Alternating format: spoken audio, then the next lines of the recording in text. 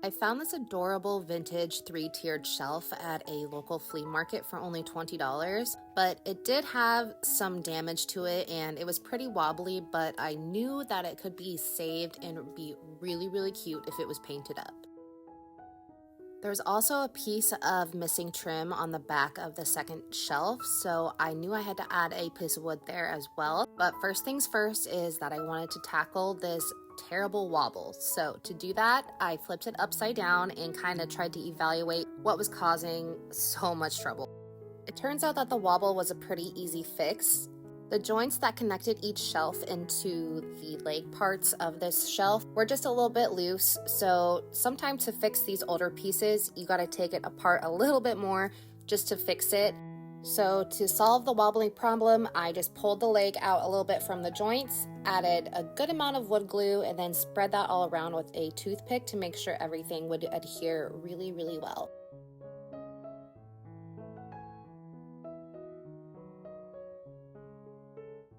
After attaching the legs back in place onto the joints of the shelves, I noticed that some of the back trim on the other shelves was a little bit loose as well, so I went ahead and added some wood glue there to make sure that it was secure as well.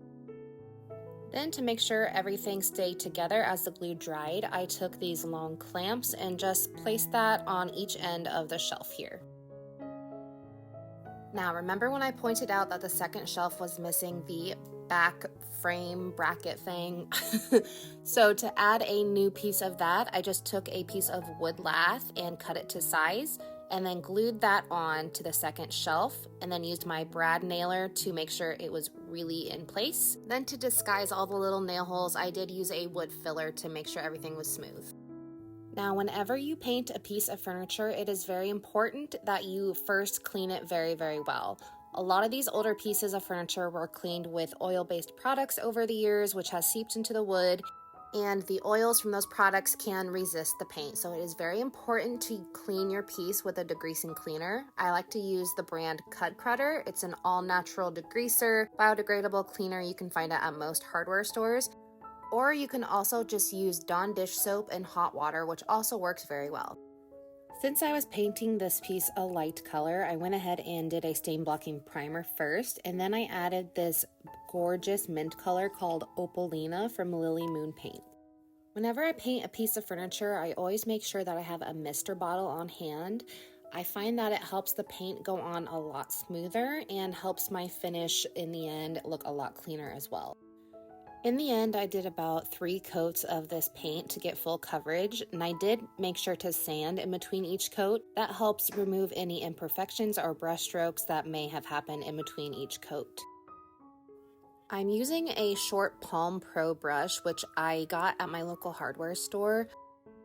I find that this short type of brush makes painting shelving a lot easier, especially with these hard to reach areas like this here. To add some fun and bright details, I took this mini transfer from Redesign with Prima. It's called Watercolor Lush, and it's perfect for small pieces of furniture or small DIY projects.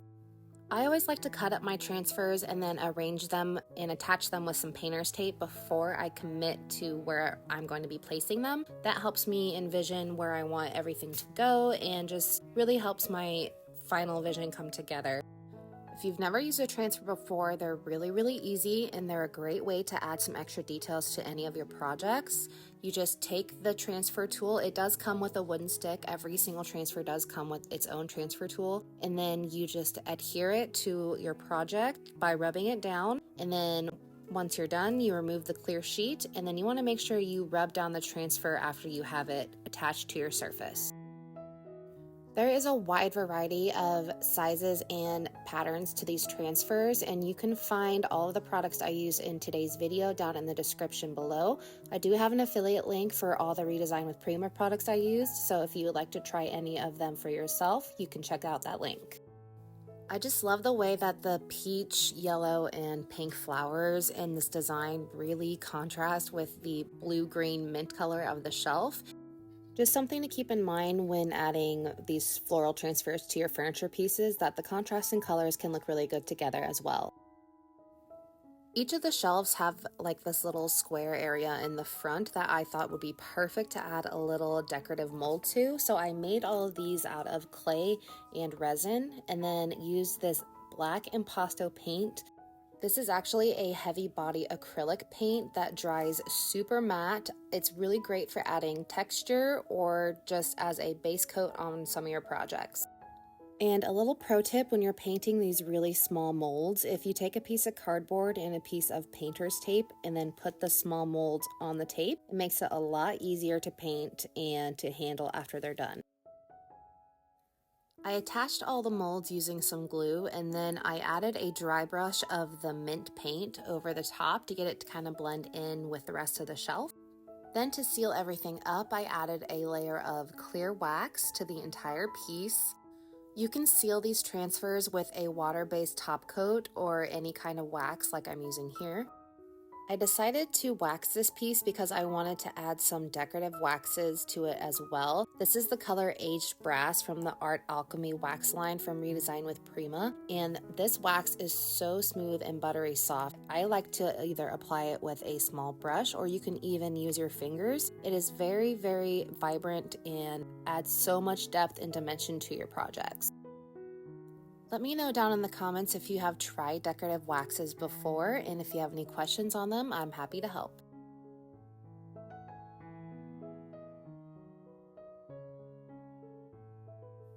And here is a look at the final results of this transformation. This piece turned out so cute and I absolutely love the final results. It actually sold really quickly shortly after I posted it on all my social media pages, and it is now currently sitting in its new home. Painting upcycled creations is just one part of my business. I also carry a lot of amazing, unique, and one-of-a-kind vintage items on my website as well. Here's a look at my latest vintage drop on my website. As you can see here, there's a big variety of items. I love to find items that are kind of boho inspired or mid-century-ish kind of type items. You can find the link for my website down in the description below, where you can find all these amazing vintage pieces as well as other painted creations that I have done in the past as well. And be sure to stay tuned for more DIYs, upcycles, and furniture flips.